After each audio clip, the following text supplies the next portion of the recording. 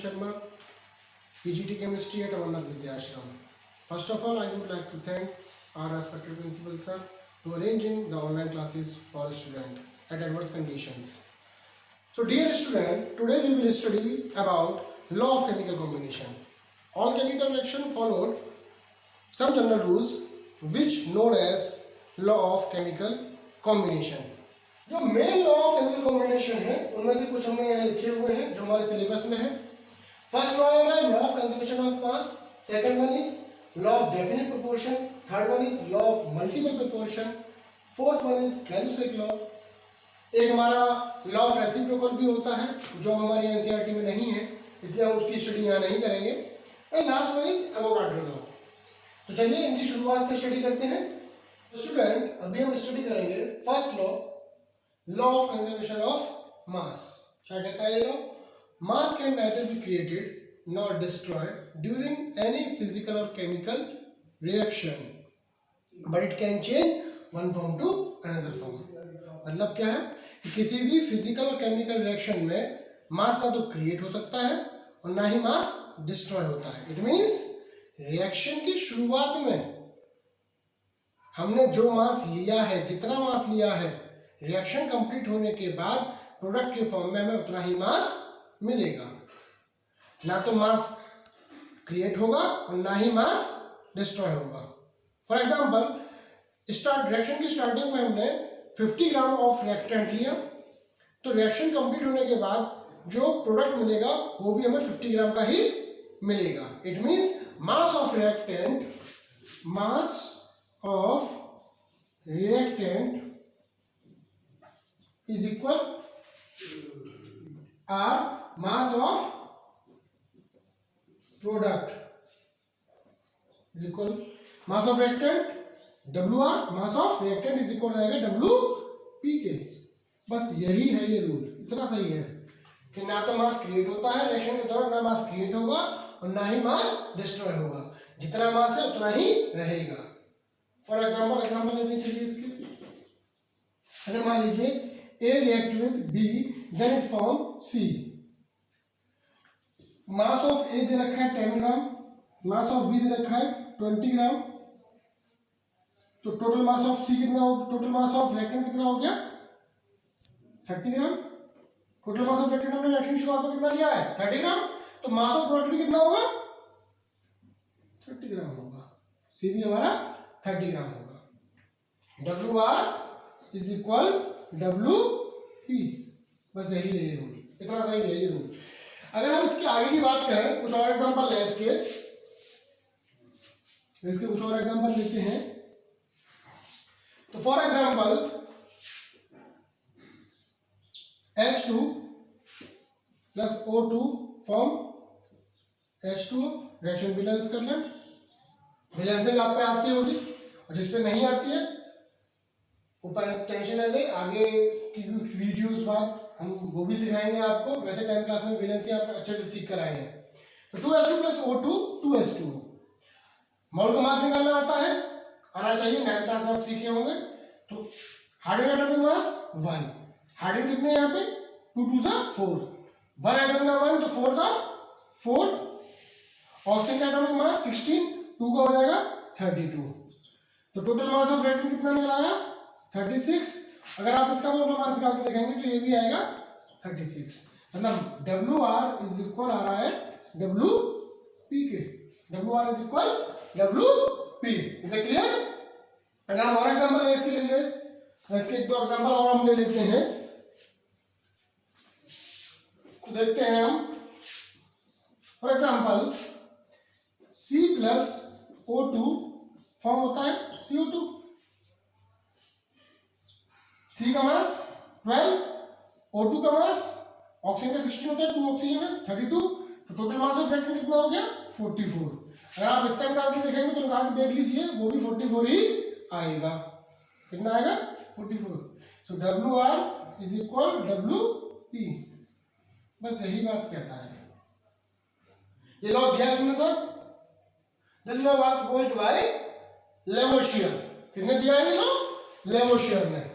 लिख देता हूं Lavoisier, Antoine Lavoisier. This law was proposed by Antoine Lavoisier. क्या कहते हैं कि केमिकल और फिजिकल रिएक्शन के दौरान मास of reactant and mass of product equal रहेंगे। मास क्रिएट नहीं होगा, मास डिस्ट्रॉय नहीं होगा। जितना मास आपने शुरुआत में लिया है उतना ही मास रिएक्शन कंप्लीट होने के बाद आपको मिल जाएगा। इसका एक और एग्जांपल, लास्ट एग्जांपल लेते हैं। चलिए, CaCO3 हीट किया हमने तो बनता है CaO प्लस CO2। इसका मोल मास निकाल देते हैं। ये हो गया मास ऑफ रिएक्टेंट WR, ये हमारा WP। कितना निकलेगा WR इसका? कैल्शियम का होता है 14।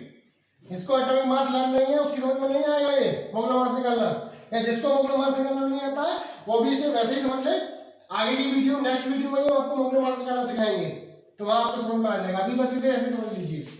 40 कार्बन का हो जाएगा 12, ऑक्सीजन का 16 होता है, 3 ऑक्सीजन है तो हो जाएगा 48। टोटल मास कितना निकल आया? 100। यहाँ देखिए, कैल्शियम 40, ऑक्सीजन 16, 56, कार्बन 12, ऑक्सीजन 32, 44। तो 56 प्लस 44 कितना निकल आया? 100 ग्राम। तो इससे प्रूफ हो रहा है कि WR हमेशा इक्वल रहता है WP के। बस यही बात, ये लॉ बताता है कि फिजिकल और केमिकल रिएक्शन के दौरान कभी भी मास क्रिएट और डिस्ट्रॉय नहीं होता। जितना मास आप शुरुआत में लेते हो उतना ही मास बनता है। जितना मास आपने शुरू में लिया है उतना ही टोटल मास रिएक्शन कंप्लीट होने के बाद आपको मिलेगा। यही आपका लॉ ऑफ केमिकल कॉम्बिनेशन। बेटा लेकिन इसमें कुछ एक्सेप्शन है। क्या है वो एक्सेप्शन? सुन लीजिए, एक्सेप्शन क्या है वो जरा देख लेते हैं एक बार। एक्सेप्शन भी देख लीजिए, वो जरूरी है, इसे याद रखना। एक्सेप्शन क्या कहता है? Nuclear reaction, some nuclear reaction, for example some nuclear reaction. देखिए, जिस समय ये रूल आया था, लैवोइशियर ने रूल दिया लॉ ऑफ कंजर्वेशन ऑफ मास का, उस समय तक आइंस्टाइन नहीं थे, ठीक है। लेकिन बाद में जब आइंस्टाइन आए तो आइंस्टाइन ने एक बात बताई जो कि सबको पता है, आपको भी पता होगी। E बराबर mc स्क्वायर, या आपने 9th क्लास में देखा होगा, ठीक है। E बराबर mc स्क्वायर। यहाँ पे E क्या है आपको पता है? एनर्जी। M क्या है? मास। एंड C क्या है सबको पता है? स्पीड ऑफ लाइट, ठीक है। तो आइंस्टाइन ने एनर्जी और मास के बीच में रिलेशन दे दिया, एनर्जी और मास में रिलेशन दे दिया।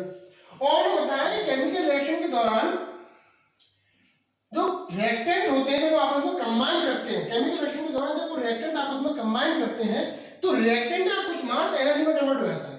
रिएक्टेंट का कुछ मास एनर्जी में कन्वर्ट हो जाएगा। और जब रिएक्टेंट का मास जब एनर्जी में कन्वर्ट होगा तो जाहिर सी बात है प्रोडक्ट का जो मास होगा वो कुछ कम हो जाएगा, डिक्रीज हो जाएगा। क्योंकि मास किसमें कन्वर्ट हो गया? एनर्जी में। अगर मास एनर्जी में चला जाएगा तो टोटल मास जो बचेगा हमारे पास प्रोडक्ट के फॉर्म में वो स्लाइटली लेस देन होगा compare to reactant. So it found the total mass of product is slightly less than the total mass of reactant. बस बेटा यही रूल, इतना ही बताता है law of conservation of mass. अच्छा, इसमें एग्जांपल और दे देते हैं। मान लीजिए इस तरह से एग्जांपल दे देगा आपको, कुछ इसके एग्जांपल है वो मैं आपको बता देता हूं किस तरह से देता है, ठीक है। फॉर एग्जांपल अगर वो आपसे कह दे कि AgNO3, क्वेश्चन है आपका किस तरह से आएगा? AgNO3 react with sodium chloride, तो क्या फॉर्म करेगा? NaNO3 प्लस AgCl, ठीक है। का अमाउंट हमने मान लेते हैं 170 ग्राम दे रखा है और इसका अमाउंट हमको पता है 58.5 ग्राम, ठीक है, मान लिया हमने। और इसका अमाउंट वो कहेगा, आप बताइए कितना होगा। अगर इसका अमाउंट उसने दे रखा है 143.5, ठीक है, उसने आपको ये अमाउंट दे रखे, आप उसने केमिकल रिएक्शन दिया, वो कह रहा है when AgNO3 silver nitrate react with sodium chloride then it form sodium nitrate and silver chloride। कितना है वो कह रहा है 170 ग्राम AgNO3 रिएक्ट कर रहा है इतने ग्राम सोडियम क्लोराइड से, फॉर्म कर रहा है NaNO3 और इतने ग्राम AgCl। तो NaNO3 का अमाउंट बताओ, तो आपको पता है WR is equal WP, W R is equal W P, जितना अमाउंट इसका होगा उतना अमाउंट इसका होगा। सो डब्ल्यू NaNO3 क्या हो जाएगा इज इक्वल 170 प्लस 58.5 माइनस 143.5, इसका सम माइनस वो 143.5। इसका आंसर मुझे आप कमेंट बॉक्स में बताएंगे, जरूर बताएंगे, ठीक है। आप मुझे इसका आंसर बताएं कमेंट बॉक्स में। बस तो बेटा यही है लॉ ऑफ कंजर्वेशन ऑफ मास, बहुत सिंपल है, बहुत इजी है, बाकी के लॉ भी इसी तरह इजी होने वाले हैं, बस बने रहिए बच्चे। हमारा सेकंड रूल है, सेकंड लॉ है लॉ ऑफ डेफिनेट प्रोपोर्शन, और इसी को बोलते हैं law of definite constant proportion. क्या कहता है rule? A given compound always contain exactly the same proportion of element by weight. It doesn't matter how and from where the compound has been obtained. It means compound में element का मास का ratio हमेशा fix रहता है। Compound में element के मास का ratio हमेशा फिक्स रहेगा। ये मैटर नहीं करता कि वो कंपाउंड हमने कहां से ऑब्टेन किया है या किस प्रिपरेशन मेथड से प्रिपेयर किया है। A compound always contain exactly the same proportion of element by weight, ठीक है। कंपाउंड में एलिमेंट के मास का रेशियो हमेशा फिक्स रहेगा। ये मैटर नहीं करता कि वो कंपाउंड हमने किस प्रिपरेशन मेथड से प्रिपेयर किया है या उसे हमने कहां से ऑब्टेन किया है। कितना समझ में आया? नहीं आया। चलिए एग्जांपल से समझते हैं। For example water. अब ये वाटर हम कहीं से भी ऑब्टेन करें, किसी भी प्रिपरेशन मेथड से प्रिपेयर करें, फॉर एग्जांपल इसे हम लेबोरेटरी में बनाएं, या ऐसे रेन वाटर हो या रिवर वाटर हो या सी वाटर हो, टैप वाटर हो, टैंक वाटर हो, सीवेज वाटर हो, या हो हेमा मालिनी का आरओ काइंड वाटर। लेकिन अगर वो वाटर है तो उसमें, अगर वो वाटर है तो उसके एलिमेंट के मास का रेशियो हमेशा फिक्स रहेगा। अगर ये चाहे लैब से बनाए रेन वाटर हो, रिवर वाटर हो, सी वाटर हो, टैप वाटर हो, टैंक वाटर हो, सीवेज वाटर हो, आरओ काइंड वाटर हो, कैसा भी वाटर है, अगर वो वाटर है तो उसमें एलिमेंट के मास का रेशियो हमेशा फिक्स रहेगा। एलिमेंट का मास का रेशियो निकाल के देखते हैं। Hydrogen atomic mass 1, 2 hydrogen atomic mass कितना हो जाएगा 2, ऑक्सीजन एटॉमिक मास 16, तो कितना रेशियो निकल गया 1:8।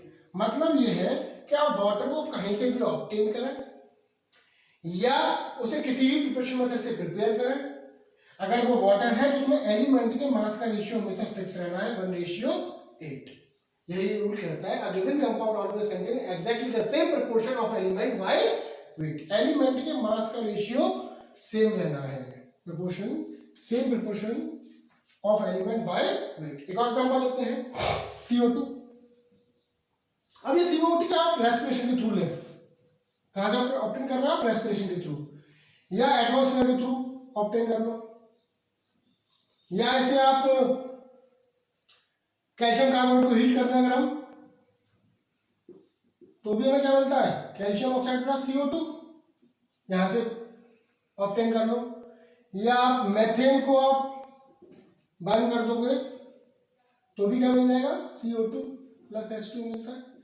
अब इस CO2 को आप किसी भी मेथड से प्रिपेयर कर लो या कहीं से भी ऑब्टेन कर लो, उसमें एलिमेंट के मास का रेशियो में से फिक्स रहना है। कार्बन का एटॉमिक मास कितना होता है 12, ऑक्सीजन एटॉमिक मास 16, 2 ऑक्सीजन है 32, कितना आ जाएगा 3:8, ये हमेशा फिक्स रहेगा। और CO2 को आप कहीं से भी ऑब्टेन करो या किसी भी मेथड से प्रिपेयर कर लो, उसमें एलिमेंट के मास का रेशियो हमेशा 3:8 रहना है। अगर वो CO2 है तो उसमें एलिमेंट के मास का रेशियो 3:8 ही रहना है।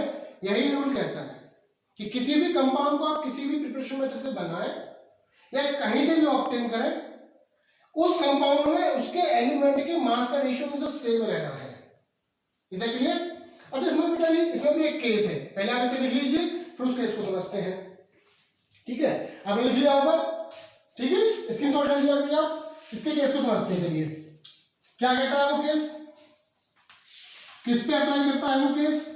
वो केस अप्लाई करता है बेटा आपके आइसोटोप्स पे, आइसोटोप पे। आइसोटोप आप जानते हो जिसमें एटॉमिक नंबर सेम हो और एटॉमिक मास क्या होते हैं, डिफरेंट, उनको बोलते हैं हम आइसोटोप। इसके लिए एग्जांपल से समझाते हैं चलिए आपको।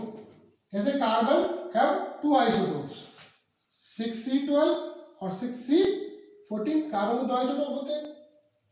अगर मान लीजिए कार्बन डाइऑक्साइड में कार्बन डाइऑक्साइड बनाने के लिए हमने 6C12 को यूज किया, ये जो कार्बन डाइऑक्साइड बन रही है उसके लिए हमने कौन सा यूज किया है, 6C12। तो यहां पर जो इनका एलिमेंट के मास का रेशियो आएगा कार्बन और ऑक्सीजन के, इस कार्बन डाइऑक्साइड में अगर आप कार्बन और ऑक्सीजन का मास रेशियो देखोगे तो क्या आएगा, कार्बन का मास कितना है यहाँ 12, ऑक्सीजन का कितना होता है 16, 12:16। लेकिन कार्बन डाइऑक्साइड बनाने के लिए अगर हम 6C14 को यूज करें, इसके कार्बन का आइसोटोप को यूज करें, तो भी CO2 बन जाएगी। लेकिन इस CO2 में जो कार्बन यूज हुआ है वो कौन सा है, 6C14। तो यहां जो एटॉमिक मास रेशियो आएगा वो 14:32 आएगा। सॉरी यहां पे भी 32 कर लीजिएगा, तो ऑक्सीजन है, 14:32 आएगा।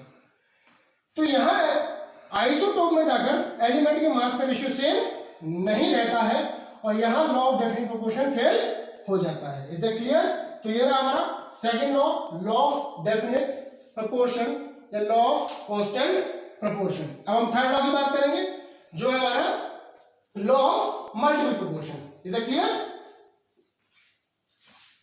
बच्चे हम स्टडी करेंगे थर्ड लॉ की, law of multiple proportion. This law was proposed by Dalton. क्या कहता है ये लॉ?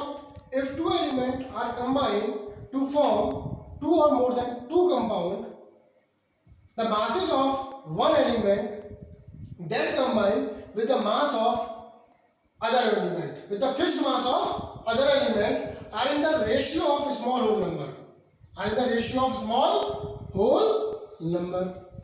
ये बात कितनी समझ में आ गई आप लोगों को? बिल्कुल नहीं आई। चलिए आपको सिंपल वे में समझाते हैं। क्या कहता है ये रूल? ये रूल कहता है बेटा जब दो एलिमेंट आपस में कंबाइन करें और दो या दो से ज्यादा कंपाउंड फॉर्म करें तो उन कंपाउंड में से एक एलिमेंट का मास तो हमेशा फिक्स रहेगा और दूसरे एलिमेंट का mass small simple whole ratio में इंक्रीज होता जाएगा।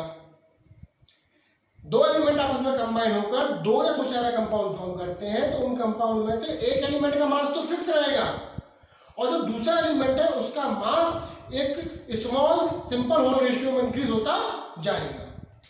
अभी भी नहीं आया, अब एग्जांपल से समझते हैं, वो आपको आ जाएगा। फॉर एग्जांपल दो एलिमेंट लेते हैं, one is hydrogen and second is oxygen. Hydrogen oxygen red करके क्या बनाते हैं आपको पता है, वाटर। तो दो कंपाउंड फॉर्म किए, हाइड्रोजन और ऑक्सीजन आपस में रिएक्ट करके दो कंपाउंड फॉर्म करते हैं। एक बनाते हैं H2O, दूसरा बनाते हैं H2O2। Hydrogen oxide, hydrogen peroxide, दो कंपाउंड फॉर्म करें तो इन कंपाउंड में एक एलिमेंट का मास तो फिक्स रहेगा और दूसरे एलिमेंट का मास स्मॉल होल रेशियो में इंक्रीज होता जाएगा। कैसे देखिएगा, इनका रेशियो निकालिए पहले। हाइड्रोजन का एटॉमिक मास 1 2 है तो 2, ऑक्सीजन कितना हो गया 16, 2 रेशियो 16, ठीक है।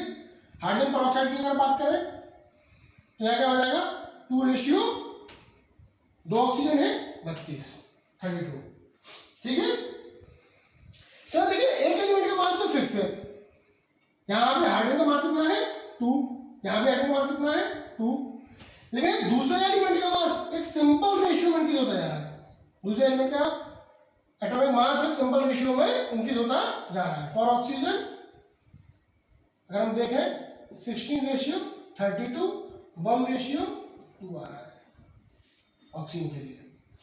तो जब दो एलिमेंट आपस में कंबाइन होकर दो या दो से ज्यादा कंपाउंड फॉर्म करते हैं तो उन कंपाउंड में एक एलिमेंट का मास तो फिक्स है, हाइड्रोजन का मास फिक्स है यार, लेकिन दूसरे एलिमेंट का मास एक सिंपल रेशियो में इंक्रीज होता जा रहा है।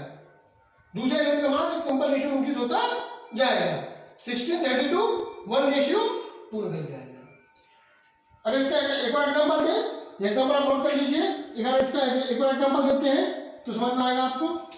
For example carbon and oxygen आपस में ऐड करके दो कंपाउंड फॉर्म करते हैं, carbon monoxide and carbon dioxide.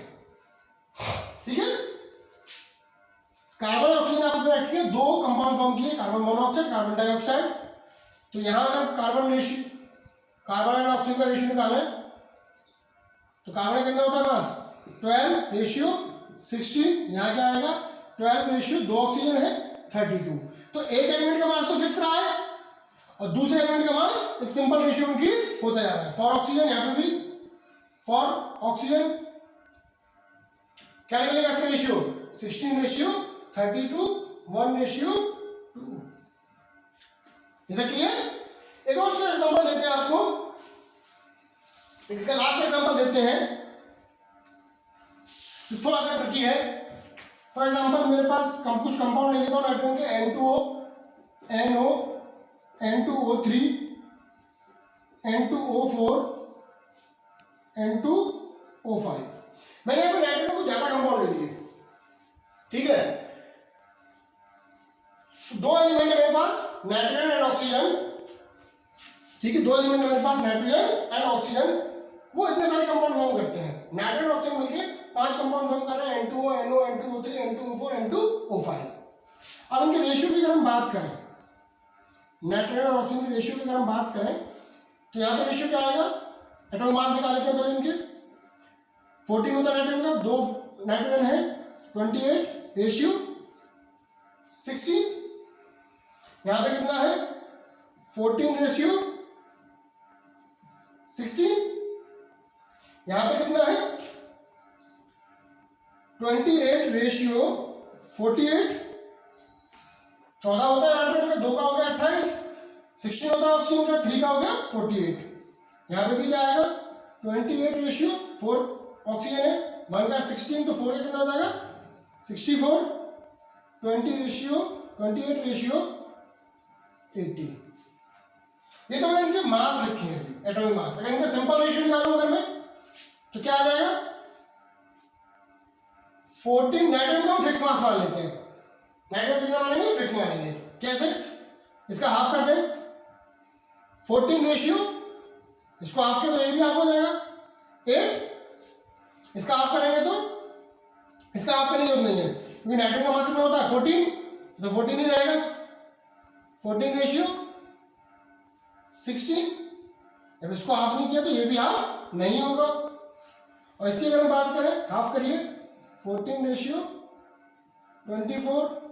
इसको भी हाफ करिए 14:32, इसको भी हाफ करिए 14:40। तो देखिए nitrogen react with oxygen, then ये कंपाउंड ने फॉर्म किए N2O, NO, N2O3, N2O4, N2O5। इनके मॉलिक्यूलर मास लिख लिया हमने सबके अलग, ठीक है। इनको फिर हमने नाइट्रोजन का मास कैसा है, इसमें एक एलिमेंट का मास तो फिक्स है, इसमें एक एलिमेंट का मास तो फिक्स है नाइट्रोजन का, लेकिन जो ऑक्सीजन है उसका मास एक सिंपल रेशियो में इंक्रीज हो रहा है। उसका मास कैसे इंक्रीज हो रहा है, एक सिंपल रेशियो में इंक्रीज होता जा रहा है। फॉर एग्जांपल फॉर नाइट्रोजन के लिए अगर हम देखें इनका रेशियो क्या आ रहा है 8:16:24:32:40। मतलब क्या हो गया 1:2:3:4:5।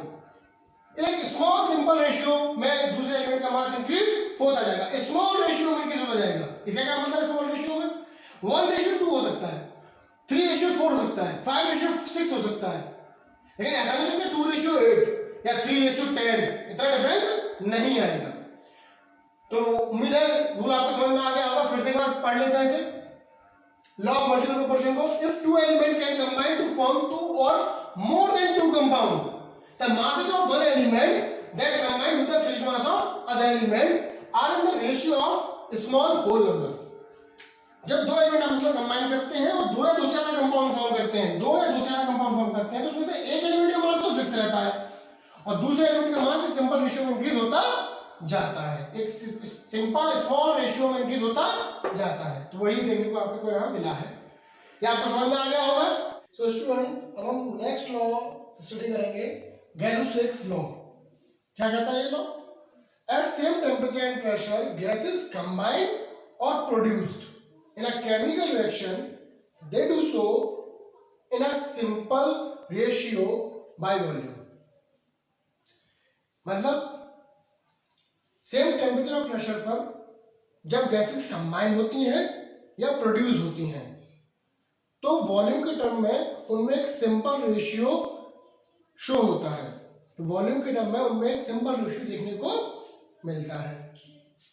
अभी इसे एग्जांपल के तौर पर समझाएंगे, उससे पहले दो तीन बातें समझ लीजिए। पहली बात तो बेटा गैलोसेक्स लॉ, गैलोसेक्स ने ये दिया है, उनके नाम पे ये लॉ है गैलोसेक्स लॉ। दूसरा ये लॉ सिर्फ और सिर्फ गैसेस के लिए ही अप्लाई करता है। किस पे अप्लाई करता है? गैसेस पे, लिक्विड पे, सॉलिड्स पे ये रूल अप्लाई नहीं करेगा। तीसरा, इस लॉ में अगर आप कोई रिएक्शन देते हैं एग्जांपल के तौर पे तो रिएक्शन बैलेंस रखिएगा, अदरवाइज वो दिक्कत हो जाएगी आपके लिए, वो रिजल्ट सही नहीं आएगा।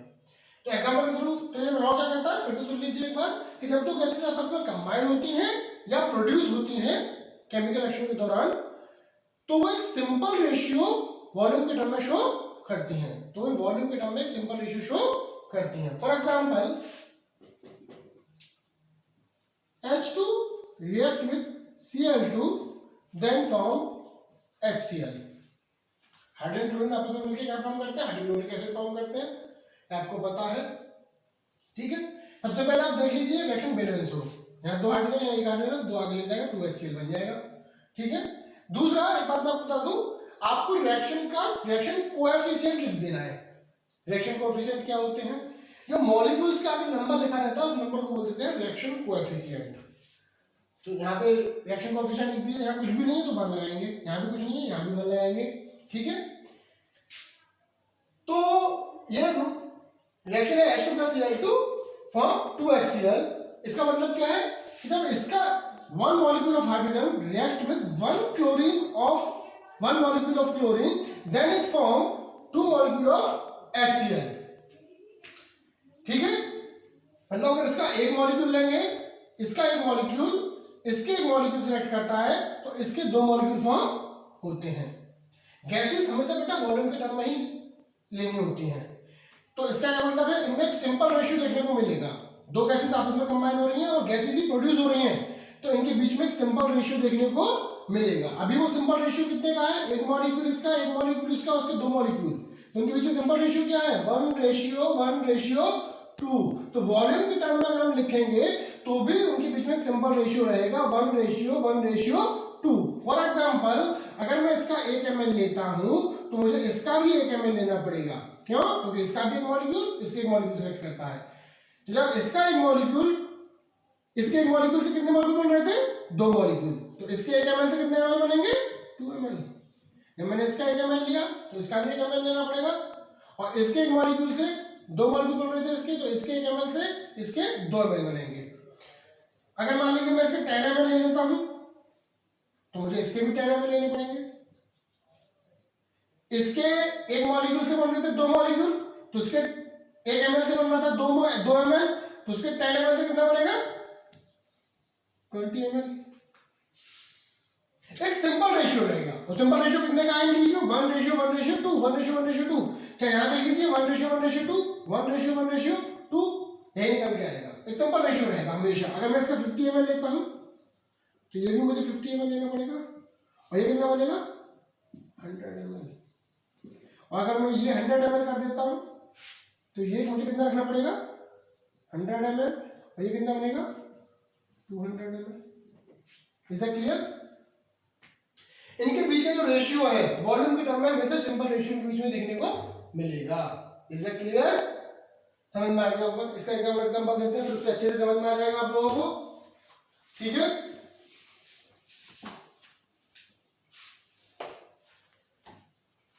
एक और एग्जांपल लिखते हैं, N2 3H2 2NH3, ठीक है। N2 + 3H2 2NH3। Reaction coefficient लिख लीजिए, इसका हो गया 1, इसका लिखा हुआ है 3, इसका लिखा हुआ है 2। मतलब क्या है इसका?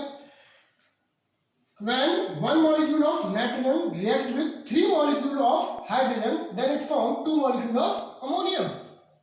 एक मॉलिक्यूल नाइट्रोजन का रिएक्ट करता है 3 मॉलिक्यूल हाइड्रोजन से, तब 2 मॉलिक्यूल अमोनिया बनते हैं। तो इनके बीच का सिंपल रेशियो कितना आ रहा है? 1:2:3। अगर हम वॉल्यूम के टर्म में लिखते हैं तो यही रेशियो रहेगा, इसलिए सिंपल रेशियो रहेगा इनके बीच में।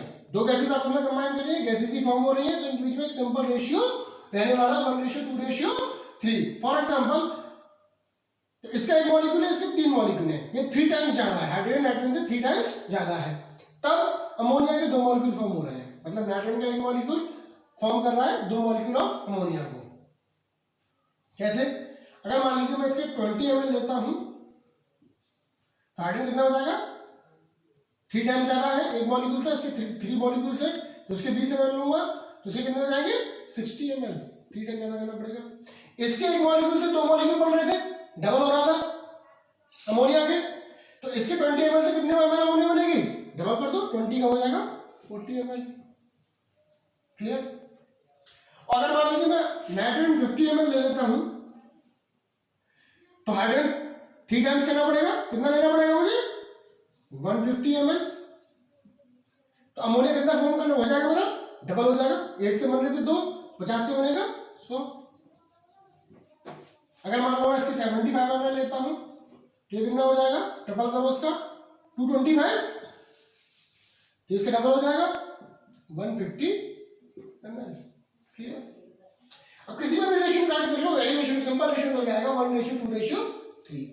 कितना हो जाएगा? एक सिंपल रेशियो निकल के आएगा 1:2:3। यही रूल ये कहता है कि टेम्परेचर और प्रेशर सेम रखें। अगर हम केमिकल रिएक्शन में आपस में गैसेस कंबाइन करती हैं या प्रोड्यूस होती हैं तो उनके बीच में एक सिंपल रेशियो देखने को मिलेगा। अब ये रूल कहाँ कैसे अप्लाई होगा? फॉर एग्जांपल अगर मान लीजिए, चलिए मैं आपको क्वेश्चन दे देता हूँ, बताइएगा आप मुझे। उसमें मैं आपसे कह दूं कि मेरे पास नाइट्रोजन हाइड्रोजन रिएक्ट करते हैं तो फॉर्म कर रहे हैं वो अमोनिया, और मैं आपसे कहूं मेरे पास 60 ml नाइट्रोजन है, मुझे कितने ml हाइड्रोजन की रिक्वायरमेंट होगी और मैं कितना ml अमोनिया फॉर्म करूंगा? या मुझे कमेंट बॉक्स में इनका आंसर लिख के बताएंगे कितना लेना पड़ेगा, कितना आंसर आएगा, कितने ml हाइड्रोजन की रिक्वायरमेंट मुझे होगी और कितने ml मेरी हाइड्रोजन अमोनिया यहाँ पे फॉर्म होगी, यह मुझे बताएंगे। मेरे पास 60 ml नाइट्रोजन है, कितनी रिक्वायरमेंट है मुझे हाइड्रोजन की और कितना मेरा फॉर्म होगा अमोनिया, या मुझे कमेंट बॉक्स में आके जरूर बताएं। Is that clear? तो यह है डेल्यूसेल लॉ।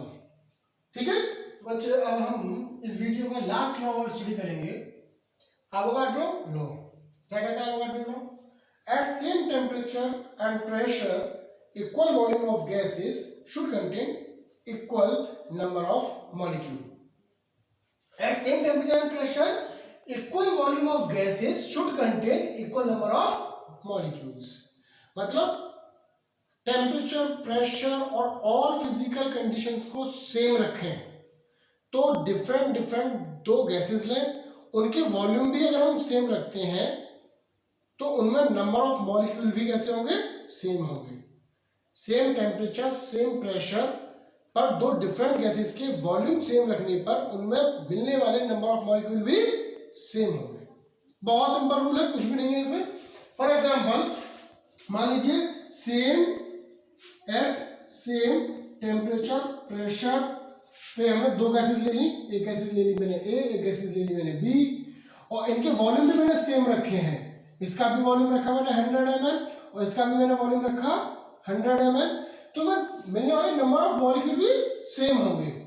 देखिए दो गैसेस है मेरी, इनका टेम्परेचर सेम है, प्रेशर सेम है, ऑल फिजिकल कंडीशन भी सेम है और उनके मैंने वॉल्यूम भी सेम लिए हैं। ये भी 100 ml लिया है और ये भी मैंने 100 ml लिया है, तो इनमें मिलने वाले नंबर ऑफ मॉलिक्यूल भी कैसे होंगे? सेम। अगर मान लीजिए इसमें मिलते हैं 2 लाख मॉलिक्यूल तो इसमें भी कितने मिलेंगे? 2 लाख मॉलिक्यूल मिलेंगे। बस इतना सा है एवोगाड्रो रूल, बहुत सिंपल। टेम्परेचर और प्रेशर की सेम कंडीशन में वॉल्यूम अगर हम सेम रखते हैं तो डिफरेंट गैसेस का, तो हमें मिलने वाले नंबर ऑफ मॉलिक्यूल भी सेम मिलेंगे। मान लीजिए मेरे पास एक मेथेन गैस है और एक मेरे पास कार्बन डाइऑक्साइड गैस है या एथेन गैस है, कोई भी दो गैसेस ले लीजिए। एक मेथेन और एक एथेन है। सेम टेम्परेचर, सेम प्रेशर और सेम ही वॉल्यूम है, तो नंबर ऑफ मॉलिक्यूल भी दोनों में सेम होंगे। इसमें अगर 2 lakhs है तो इसमें भी 2 lakhs होंगे। अगर मैं इसमें 4 lakhs होंगे तो इसमें भी 4 lakhs होंगे। तो यहाँ 100 मॉलिक्यूल्स 100 ml वॉल्यूम किया था, तो मॉलिक्यूल्स कितने थे? इसका भी वॉल्यूम 100 ml है और इसका भी वॉल्यूम 100 ml है, तो इसमें भी नंबर ऑफ मॉलिक्यूल 2 lakhs होंगे, इसमें भी नंबर ऑफ मॉलिक्यूल 2 lakhs होंगे। अगर मैं इसका वॉल्यूम बढ़ा दूं, 100 में आ रहा है 2 lakhs और मैं कह दूं 200 में कितने आएंगे? डबल कर दिया वॉल्यूम, तो मॉलिक्यूल भी डबल हो जाएंगे, 4 lakhs हो जाएंगे। अगर मैं कर दूं कि 300 ml में कितने आएंगे? 200 में तो 4 लाख हो गए, तो 300 में कितने हो जाएंगे? 6 लाख। सेम इसमें हो जाएगा। और इसके मैं 200 ml कर दूं वॉल्यूम, तो इसमें कितना हो जाएगा? 4 lakhs। और 300 ml कर दूं तो वॉल्यूम कितना हो जाएगा? 6 लाख। अगर मैं इसका हाफ कर दूं, 100 में आ रहा है बेटा 2 lakhs, तो 50 ml में कितना आएगा? 1 लाख। इसके 50 ml में कितना आएगा? 1 लाख। सिंपल सा है। दो डिफरेंट गैसेज है, सेम टेम्परेचर और सेम प्रेशर पे, सेम वॉल्यूम पे रखी हुई हैं, तो में नंबर ऑफ मॉलिक्यूल भी सेम होते हैं। इतनी सी बात बताता है एवोगाड्रो लॉ। मतलब वॉल्यूम को बढ़ाने पे नंबर ऑफ मॉलिक्यूल बढ़ रहे हैं। जब हमने 100 से 200 किया वॉल्यूम, तो नंबर ऑफ मॉलिक्यूल भी 2 से 4 lakhs हो गई। और जब हमने वॉल्यूम 100 ml से 50 ml किया, तो नंबर ऑफ मॉलिक्यूल भी 2 lakhs से 1 lakhs हो गई। तो वॉल्यूम इंक्रीज करने पे नंबर ऑफ मॉलिक्यूल भी इंक्रीज हो रहे हैं, वॉल्यूम डिक्रीज करने पर नंबर ऑफ मॉलिक्यूल भी डिक्रीज हो रहे हैं। It means V is proportional to N। V क्या है यहाँ पे? वॉल्यूम। और N क्या है यहाँ पे? Number of molecules. बस यही है बेटा आपका एवोगाड्रो लॉ। इस वीडियो में हमने लॉ ऑफ कॉम्बिनेशन को अच्छे से समझा है, ठीक है। नेक्स्ट वीडियो हमारी जो बनेगी वो कुछ और जनरल बेसिक्स कॉन्सेप्ट पे लेके आएंगे, जैसे मॉलिक्यूलर मास वगैरह, परसेंटेज कंपोजिशन वगैरह, इन सब पे आएगी हमारी, ठीक है। तो देखते रहिए, घर रहिए, पॉजिटिव रहिए, घर से बाहर मत निकलिए और ठीक से अच्छे से पढ़ाई करिए। जो भी आज मैं यहाँ पढ़ा रहा हूँ उसे आप नोटबुक, अपनी फेयर नोटबुक बनाएं, नोट्स प्रिपेयर करें, इन्हें अच्छे से रीड करें। जब भी हमारी मुलाकात होगी हम आपसे इसके बारे में ज़रूर पूछेंगे। Thank you.